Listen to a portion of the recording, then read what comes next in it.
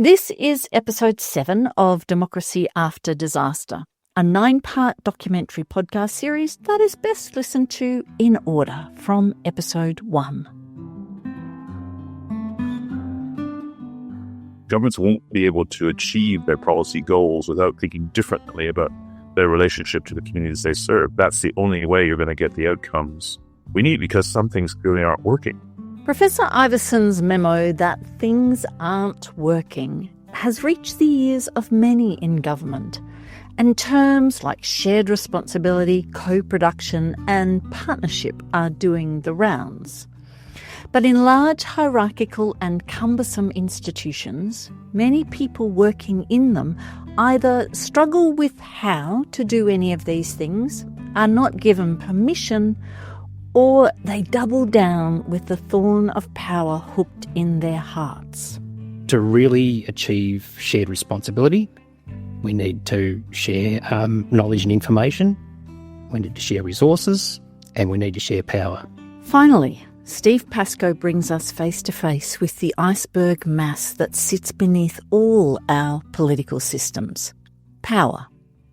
Which so far we've looked at on the slant when it's dressed up as empowerment or decision-making or money. Yet ultimately, democracy is how we manage power fairly for everyone. Paula Jorgensen has given this some deep thought. Power is like love. The more you give, the more you have. So by giving communities the power to decide and do things for themselves actually relieves you of a certain amount of responsibility, gives you some respect, and then therefore your power is actually like valid power rather than hoarded power. Power and control power. It's a cultural change. Like, let's equalize decision making a little more. Let's do this together. Let's keep practicing. That's where teaching citizenship comes in. Like, how are we going to work together, and how are we going to work together productively? Not how are you allowed to participate in our business. So what else do we need to understand about power that will help us strengthen democracy so that when we face a flattened, blackened or muddy home, township or landscape, we are connected and capable, working together for the common good and supported by a government we can trust?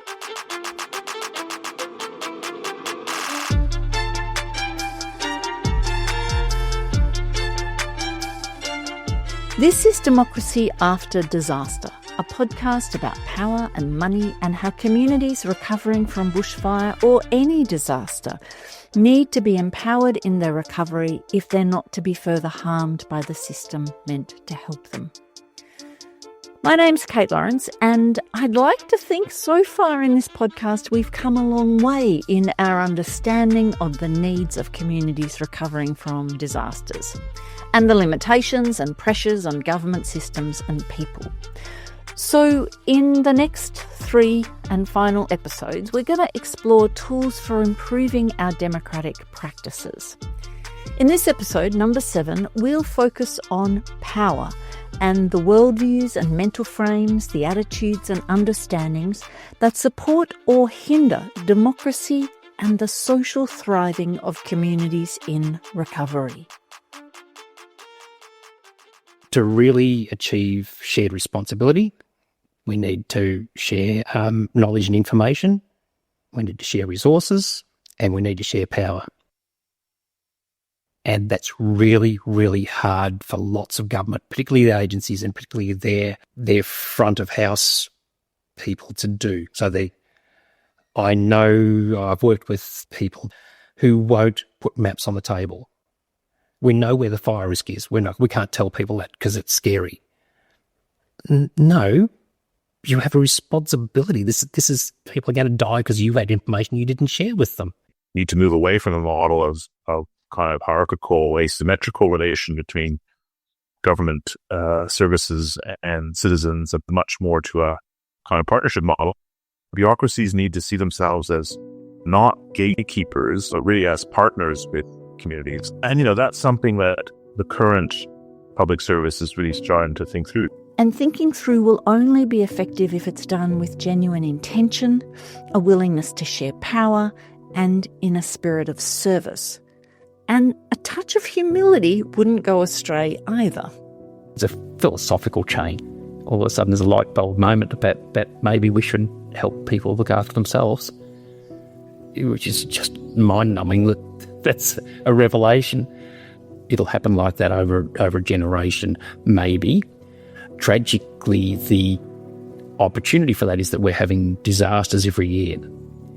And so there's a growing body of people who have experience and knowledge in government. But like most change, and all change that involves giving up power, there is resistance. Here, Steve Pascoe's talking about government and emergency service workers. They will feel that they're giving up power. And they will feel that they're giving up their importance and value. A lot of it's tied into ego. It takes a long time, and they are very threatened to start with. They don't get it. They'll sit there with their arms crossed, leaning back in their chairs, with their bellies out. Volunteers as well as paid folk. As the discussion evolves and they start to see the value in it and how it works and that they're not being threatened, the smart ones start to get on board and go, oh, I see how this works. So we've got a role to play. This is a partnership. We work on this together. We all bring all our skills and resources to the one place on a problem and we solve it together.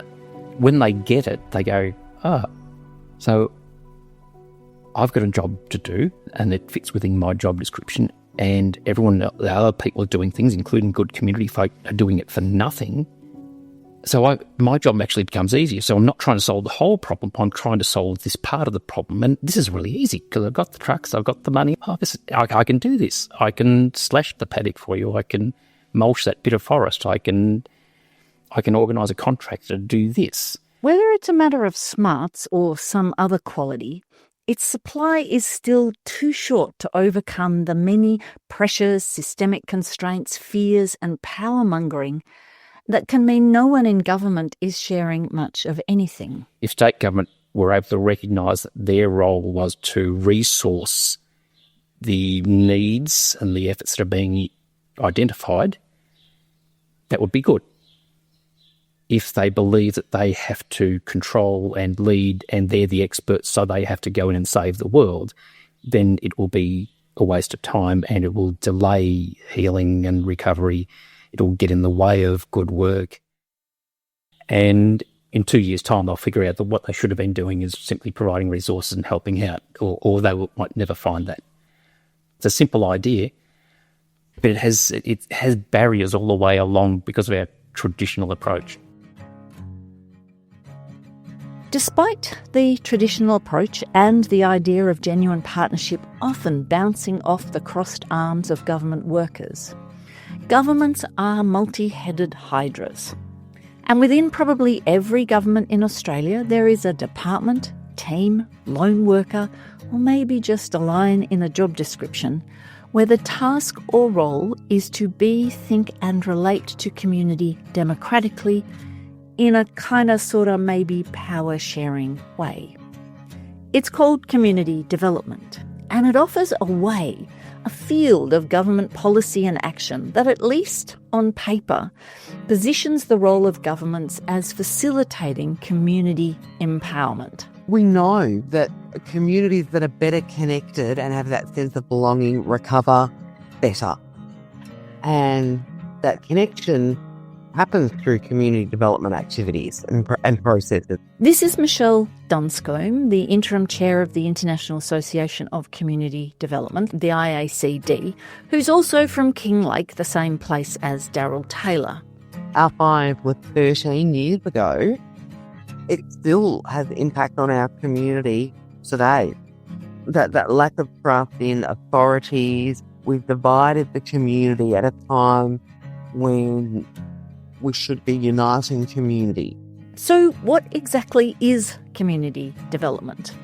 According to the IACD, community development is a practice-based profession and an academic discipline that promotes participative democracy, sustainable development, human rights, economic opportunity, equality and social justice through the organisation education and empowerment of people within their communities. To me, community development can seem like a bit of a paradox or a full circle moment. Communities, having empowered governments via their vote, are now to be developed by those same governments to be empowered. But as we saw in episode 3, since the Second World War, modern communities have changed and been changed a lot by the systems and societies that surround them. We're now extremely regulated with huge expectations of what governments should do for us. Leadership and action are like muscles that develop and strengthen with practice. And in many communities, they're pretty rusty. Some communities tell me that they step back because it's the spaces that they used to volunteer in or the stuff that they used to do in their community has become too tightly regulated. There's too much red tape. You've got to have certificates and all sorts of things to be able to do stuff that people just used to get on with and do. I remember I was working in one community where for the community to have a community barbecue in a local park, there was a 50-page document that needed to be completed to be able to use the park. Also, the fear that they'll get into trouble. We've given away power to others, and who those others are can sometimes be really ambiguous. We talk about shared responsibility, yet we don't build capacity for anybody to share responsibility. Like many phrases that include the word community, think engagement, participation, consultation, feedback, partnership. Community development can and oftentimes is co-opted and corrupted, distorted and diluted. We've seen a lot of a really colonial approach to community development over decades, which has actually reduced community agency, where we see organisations with the best of intentions and governments with the best of intentions doing to communities. So that really, we're the experts and we'll come in and fix you. That's not a sustainable model of community development by any means. Not sustainable because it's paternalistic, disempowering and power hoarding. Other unhelpful approaches actively foster conflict. The traditional town hall meeting where you've got the expert at the table at the front and the community sitting in rows where they can't see each other creates an environment that for conflict to flourish, rather than being able to sit around a table in conversation and come together as equals to work through processes. This push-pull between community action and passivity is often seen immediately after a disaster. In most communities, that first week post-disaster, communities are just getting good stuff done. And we see agencies and organisations quite often roll into town and start to undo that. We see people being told they've got to stop cooking a barbecue because they don't have their food handlers, and the community starts to back away and go, well, obviously it's the job of the professionals now. But not only do governments have much to gain by working with communities, not seeking to dominate them, as Iverson commented at the start of this episode, governments need communities on their side if they're to achieve what they set out to do.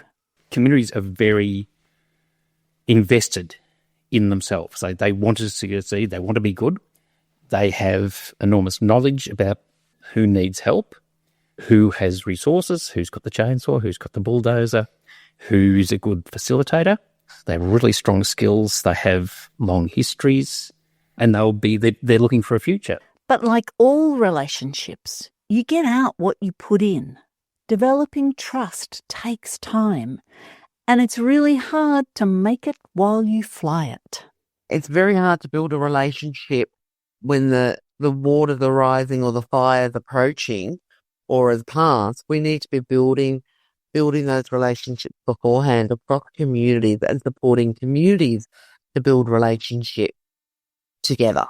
It's really about the work that we do prior to with communities for them to build capacity, for them to understand their local risk, for them to work out how do we as the community respond to what might be down the track for us, When we do that prior, it actually supports the response and also the recovery. So good government in recovery means supporting community development in preparedness in all areas where government works with communities, not as a chore, a box to tick for appearances or an afterthought.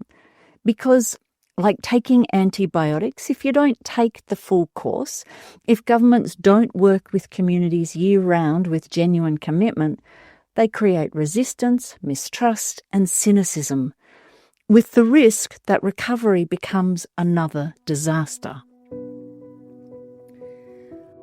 Another way that governments contribute to tensions in recovery rather than reducing them is their tendency to put emergency crisis leaders trained in command and control in as government managers of the recovery. It's a bit like putting a fish in a tree and asking it to swim. Some of the people that we put in power of recovery that come from a military or a police or like an emergency services background rather than a community development background. We lean into the skills that we have when we're in those situations, so it can be where we see a much more top-down approach. In the emergency world, it's so interesting. It's so paramilitary. One thing I would do is detach from that everything is an emergency kind of culture, especially because when people are suffering and are traumatized, the last thing they need is for that mood to continue around them.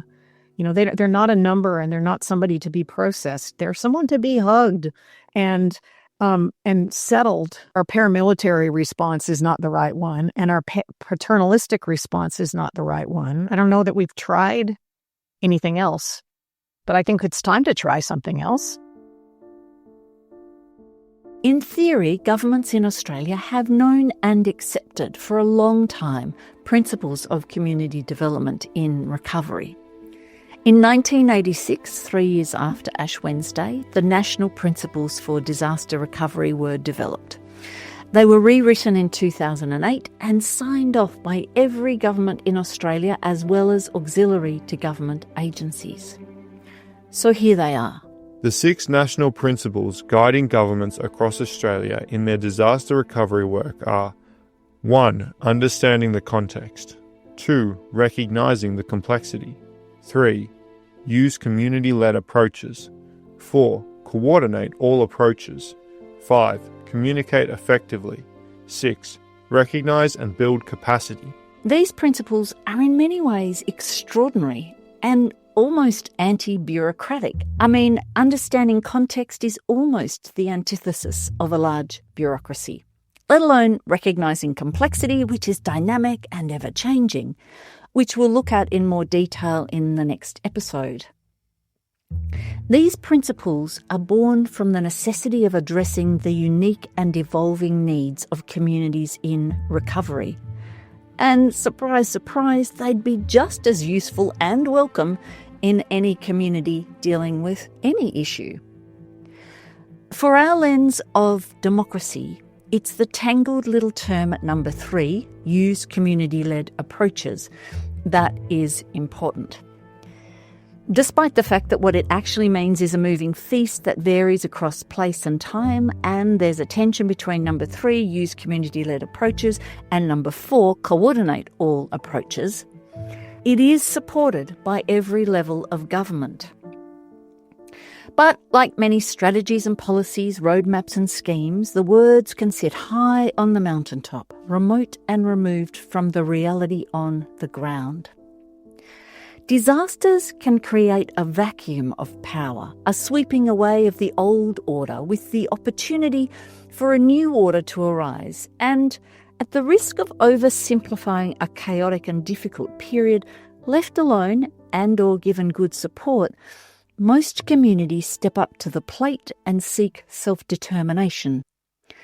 But in our modern system, there is a danger. One thing I've been thinking about a bit is the extent to which these kind of moments of crisis or disaster, the risk for liberal democracies is always that we panic a bit and we say, we need to concentrate power, we need to focus power into fewer hands so we could get on with things and get things done. But that's often the worst thing probably that could happen. And I think sometimes we see that play out on the ground in all kinds of ways. Often it ends up generating much worse democratic outcomes and much worse outcomes for the public good. When I was in high school, we studied George Orwell's novel Animal Farm, and we were taught that it was an allegorical story reflecting the unfolding of communism in Russia, where the great hypocrisy could be summed up by the adage, "All animals are equal, but some are more equal than others."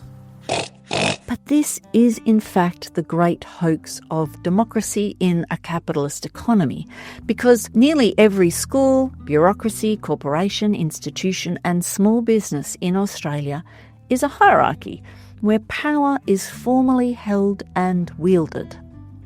We are raised like mother's milk in school hierarchies in order that we may be compliant adults in worker hierarchies. As adults, we want and do live independent lives, choosing who we live with and where, what we eat, watch and play. But when we go to work, we step over a line and we become permission-seeking servants, power-wielding overlords, or both. For me, as a lawyer, I had a lot of autonomy in my work. I decided how my clients' cases were managed, what advice I gave them, and what actions we took in relation to their legal problem. And my idea of a good manager was someone who shielded me from the demands of the organisation and let me get on with being a solicitor. So it was a shock when I got my first job in local government. I was working 1 day a week on a project to set up an online donation system. I was part of the community development team. And one day, sitting on one side of a petition, I overheard my coordinator talking to the manager on the other side of the petition about my project. The manager was asking some questions about how it was going. The coordinator knew some of what he was asking, but not all, and she said she'd ask me and get back to him next week. It was all I could do not to jump up and say, "Hi, I'm right here, I have the answer that you want." But the rungs of the ladder were so stupidly constructed that I was not meant to talk directly to the manager. Now, we accept and even justify this soup of hierarchical hypocrisy at every turn as the only model of managing power that works. Shows how deeply entrenched this worldview is. But it's not the only way. So far, we always believed that to run an organization, we needed a pyramid. A boss and then layers of hierarchy. That's the way that power works in an organization. And what we see emerging now is organizations of thousands of people that operate in self-organizing ways, entirely without levels of hierarchy, entirely without anyone being the boss of anyone else and anyone else being subordinate. That sounds crazy until you realize that actually the most complex systems in the world, which are natural systems, have been operating like this for billions of years.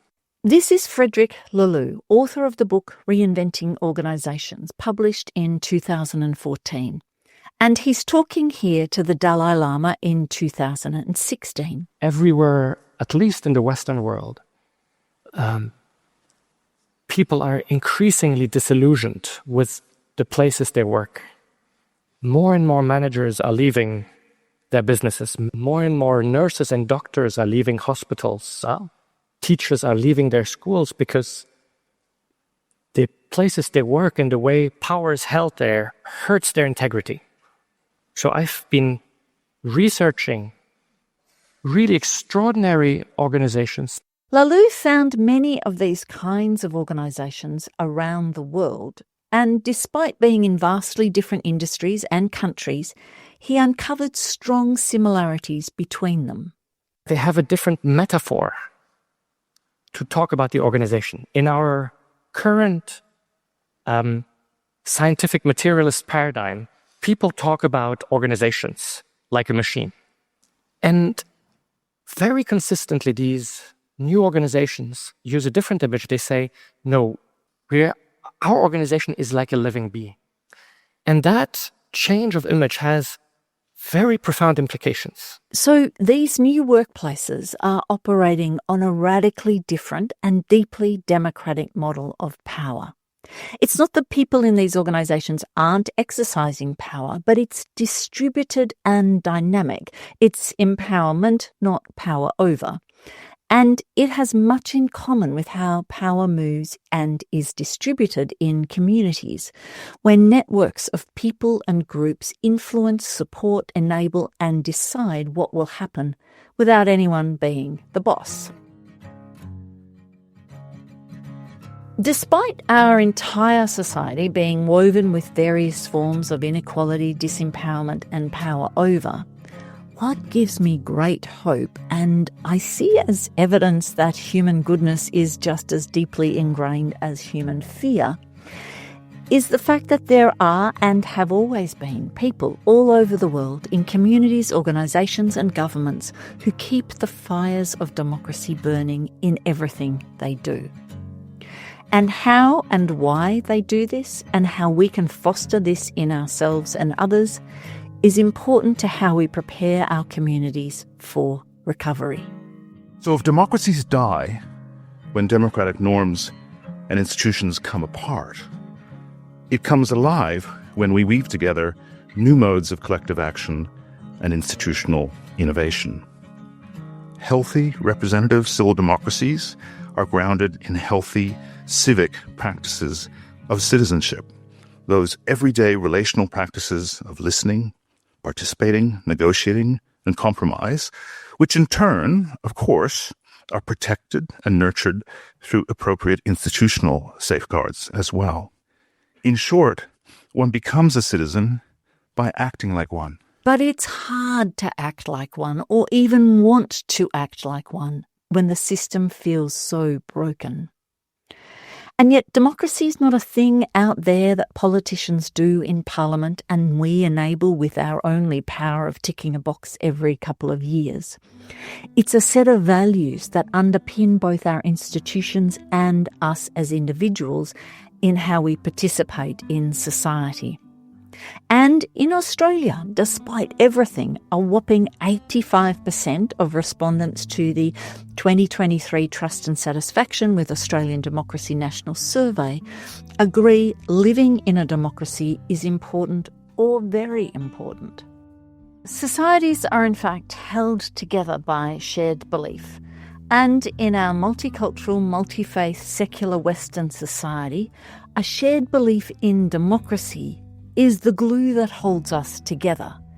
It's the nearest thing we have to a shared story or a shared creed, in the pure sense of the word, namely, we believe. I'm not talking about a shared belief in how we do democracy. There are as many ideas about that as there are recipes for soup. I'm talking about a shared commitment to the elemental values embedded in democracy. A belief in fair and equal treatment, the rule of law, one person, one vote, accountability and transparency of government, acceptance of others, and most importantly for communities, the right and responsibility to participate in society.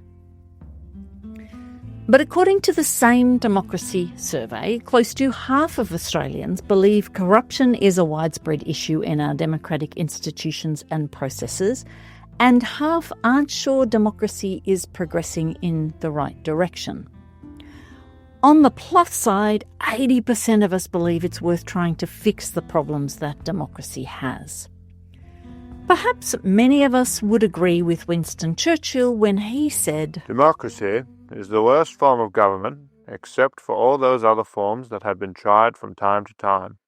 We, the small group, we didn't even have a name, realised that we had no authority to speak on behalf of our community, no authority to spend money, no authority to do anything. And if we did anything, it'd be awful. There was no good way. There was no good to come out of any of that. And we thought, well, how are we going to look after the people? Because it was down to community to look after community after all of the different departments left. So we divided, the action group divided the areas up into parts and found volunteers so that people would go down this street and see if Mrs. So-and-so was okay because her husband was overseas, those sorts of things. Part of it is to have a space where people can come and heal from trauma after disaster and meet with other folk who are in similar conditions or situations, and just kind of use adult learning kind of stuff. As long as people in our community are suffering, the whole community suffers. So we're as strong as our weakest link. If the only thing you do is turn up and say, how can we help? You're 90% there. A lot of the jobs, coffee and cakes. Once you start, of course, you go and talk to someone about a little thing. What grants do you need? And 4 hours later, you're still listening to these stories. These voices from folks we've heard already in this podcast reveal people with a strong moral code of service, equality, community participation. Steve and Morna, Daryl and Jenny are able and willing to imagine that there, but for the grace of life, they might be. Which, in a post-disaster world where devastation is random and resilience uneven, is an essential mental frame for our community recovery bellwethers. And according to research published in the Journal of Applied Psychology, a strong moral code is the immunity we need against the well-worn saying, power tends to corrupt and absolute power corrupts absolutely.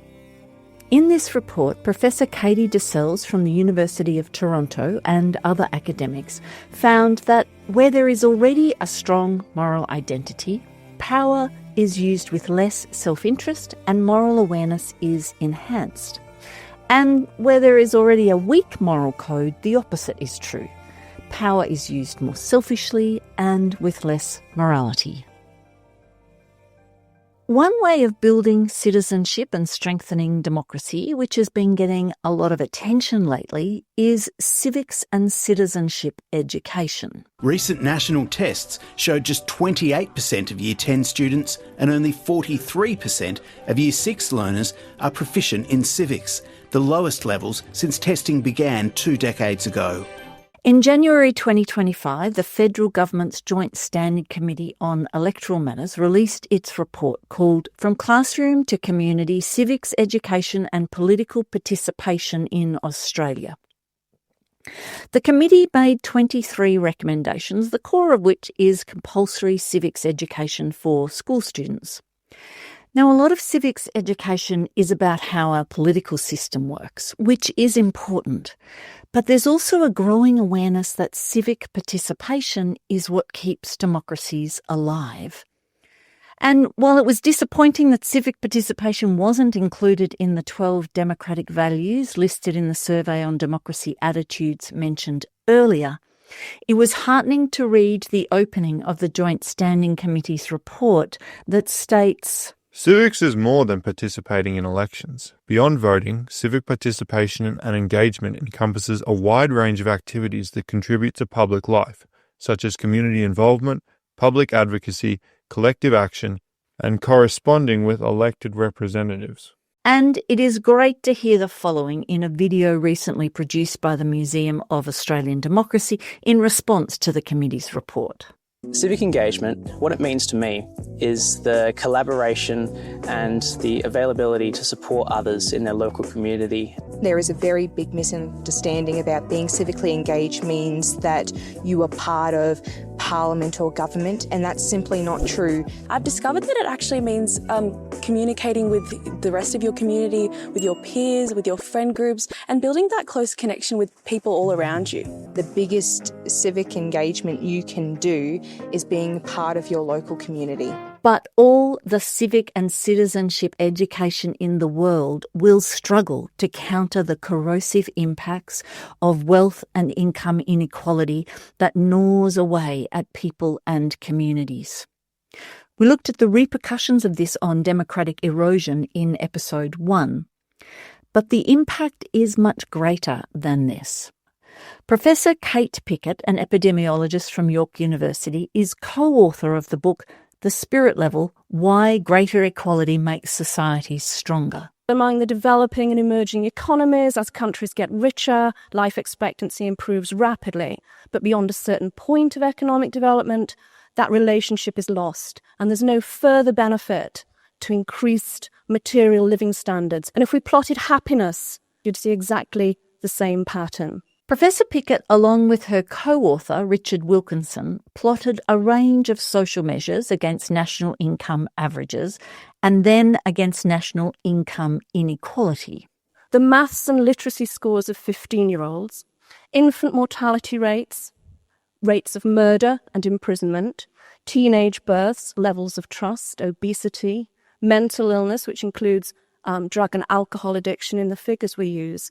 Put them all together in an index, again plotted against national income per person, no relationship whatsoever.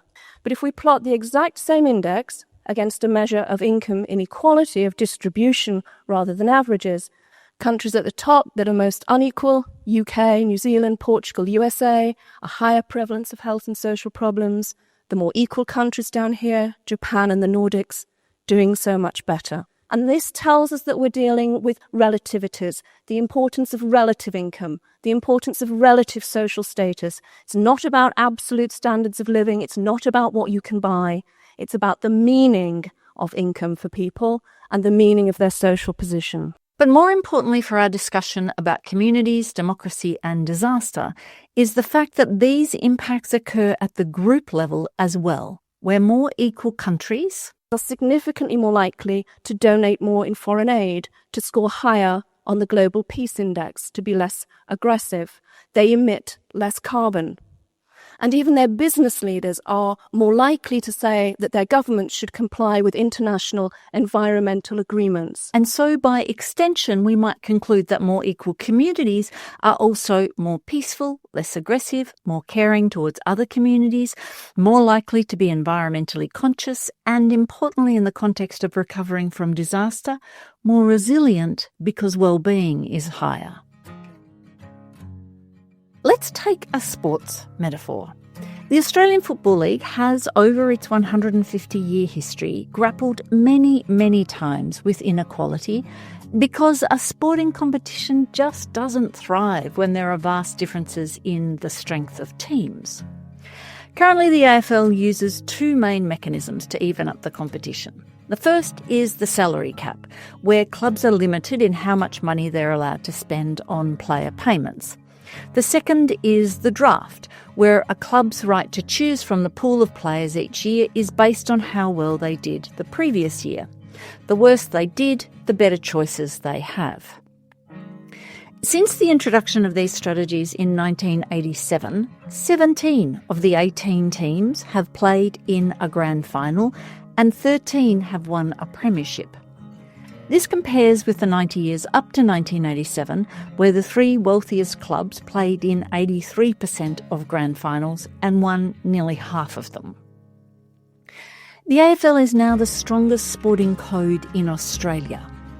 In sport, as in life, everyone wins when the playing field is fair and even. And in Australia, the land of the fair go, we're not doing well.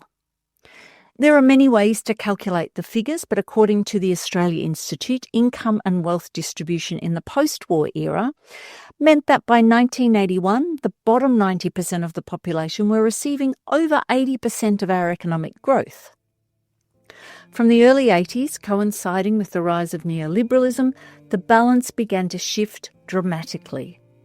30 years later, in 2010, the wealth distribution had flipped and the bottom 90% received only a 10% share of economic growth. Best we be changing our name from the Commonwealth of Australia to the Exclusive Wealth of Australia.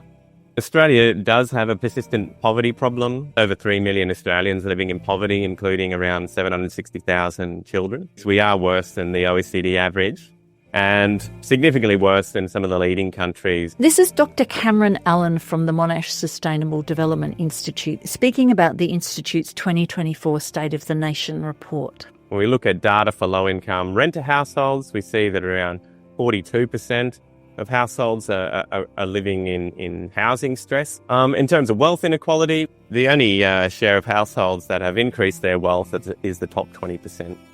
Both the middle 40% and the bottom 40% have actually reduced in terms of their share of wealth over time. So the richest people in Australia have been the only group to get richer in the last 20 years. Education outcomes for these lower income households have been declining over time, and this type of trend actually entrenches long-term disadvantage. And finally, when we look at psychological distress and suicide rates, we also see that those are increasing over time. These rates are actually more than double for our First Nations population, and they're also particularly acute for young women. So within any community impacted by a disaster, there will likely be people living with mental health or addiction issues, in insecure housing, or having an income at or below the poverty line, or maybe living with all or a combination of any of these. As Jenny Lloyd says, if we abandon our people who are still struggling, we're never going to recover as a community. So if democracy relies on all of us acting as citizens, there are a couple of things I think it's really helpful to understand about ourselves and what we believe that can give us a better chance of fostering democratic values in ourselves and others. First up is building our awareness of the human tendency to create us and them categories, which at the soft end is a touch of partiality or dismissiveness. At the hard end, it's discrimination, corruption, dehumanisation, and ultimately genocide. It is this inclination that populist leaders exploit by dividing the world into good and evil, us and them. And it's aggravated when wealth and income inequality are wide. It can so easily become a hard edge between government and citizen that prevents dialogue, cooperation and collaboration. I caught a glimpse of this when I was working at council. This one time, a couple of us had been out to a community meeting and we came back to the office and we were telling our colleagues about what had happened. And suddenly, we, all of us council workers, were talking about them, community folk. And we were ever so slightly superior in our tone. It's so easy for us and them to creep into relations between people impacted by a disaster and people in power. After all, not only are the powerful so often bound up by absurd bureaucratic constraints, but we can be quick to think they've got no clue what it's like to be living through this recovery. But using and othering pits people against each other in a power struggle and becomes like sand in a cog, making every interaction abrasive and slow. And so we need to actively guard against it. Another internal tendency that's also destructive of the common good is what social psychologists call social comparison theory. It's pretty simple. It's our tendency to compare ourselves to others as a way of assessing our own capacity and our value and place in the social order. It's what Dr. Rob Gordon was talking about when he said way back in episode 1, we get cleavages opening up between people who have different entitlements, between people who evacuated and those who stayed, between those who lost property and those who didn't, between those who are insured and those who didn't. So often we see it around those who are entitled to receive government assistance and those who didn't qualify for some reason. People are not able to process the complexity of this. And so the friendships and relationships between people that were in different sides of these splits suffers and ruptures. Comparing ourselves with people we see as better than us in some way eats at our self-worth, breeds envy, bitterness, and never-ending striving. And comparing ourselves with people we see as lesser than us in some way can lead to self-protection, arrogance, pity, and condescension. And one final mental model I want to mention for us to understand and counter is this prevailing belief in our culture that money and social position are a reflection of just desserts. The meritocratic ideal that if you work hard, you can rise, you can overcome the inequality we've experienced in recent decades through individual mobility, that ideal is flawed. We don't live up to the meritocratic principles we profess. This is Harvard University Professor Michael Sandel, author of the book The Tyranny of Merit: What's Become of the Common Good. Meritocracy is a classic characteristic of the neoliberal capitalist culture we live in, where the individual reigns supreme. This is in marked contrast to many, if not all, Indigenous cultures where, as Indigenous author and academic Tyson Yunkaporta explains, like in our way, you're sort of nothing on your own. Like none of us is sort of special. Like we don't have any, I'm this or I'm that. Yeah, you're always in an us, like an us too, or us only, or us all, or, bigger or smaller groups that you belong to. But you're always in that, and that's always who you are. And if you ever step out of that and go like, ngai, me, I'm me, that people will slap you down for it, That's shame. And to swing just a bit further out on this limb, Daryl Taylor connected the absence of a strong model of community with increased narcissism. Because we don't quell narcissistic traits like Indigenous communities do, because they can see the danger that has for the collective, for the community. We've now got like a cult around sociopaths and psychopaths being leaders in big organisations because they're non-empathic, and so they make their way up the hierarchies because they literally don't care about the other people they have to step on the way. So in the neoliberal world, we all become a little bit or maybe a lot more narcissistic, believing in our own self-worth and just desserts. And the impact of this is not just on the individual.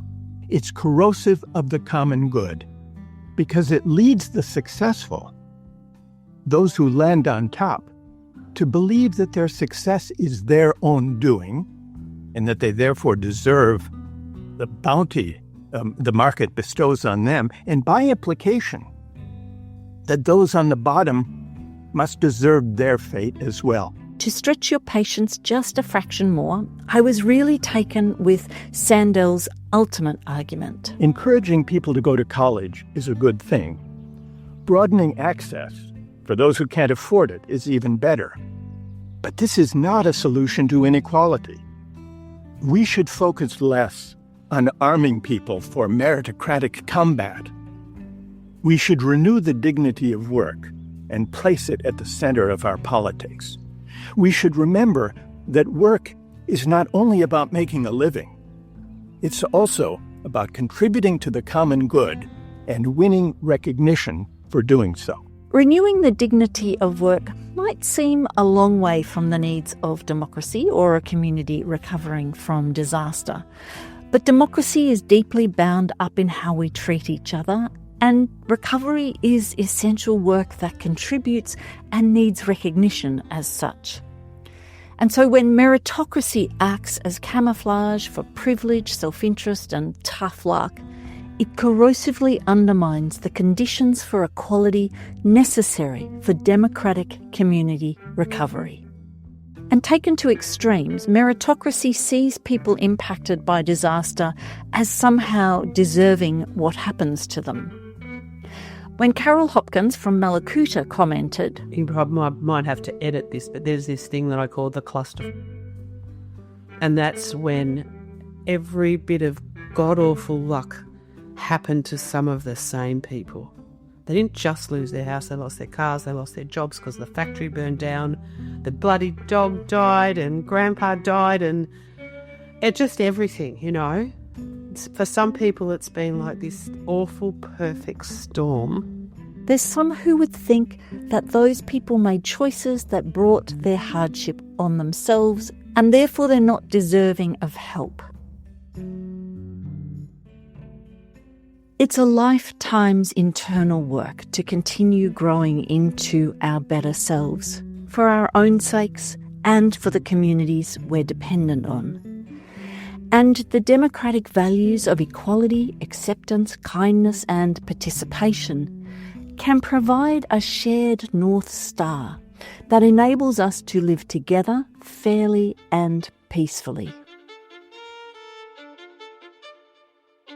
It's one thing for government to see the benefits of partnering with community and be willing to share power, for citizens and civil servants to notice and name power and foster the values that support democracy.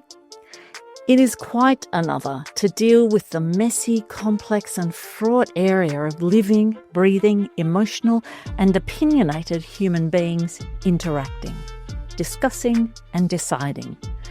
So in the next episode of Democracy After Disaster, we get in the room with real people.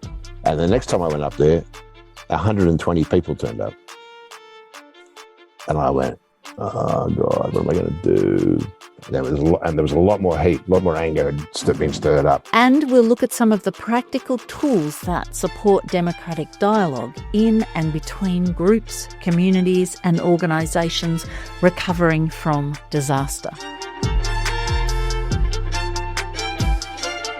Democracy After Disaster is written, produced and hosted by me, Kate Lawrence from Storyground, on the unceded lands of the Wurundjeri people of the Kulin Nation, and I pay my respects to ancestors and elders.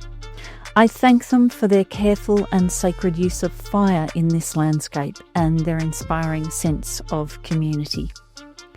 Huge thanks to Ainsley Munro Lawrence for lending his voice to many excerpts in this episode, and to Steve Pascoe and Jenny Lloyd for their gentle but perceptive feedback on an earlier draft. They saved us all. This project is supported by a grant from the National Australia Bank. If you like the podcast, please rate and review it wherever you listen, and most importantly, tell your colleagues, friends and family. And if you have any comments, questions or feedback, please email me, kate@storyground.com.au. Thanks for listening.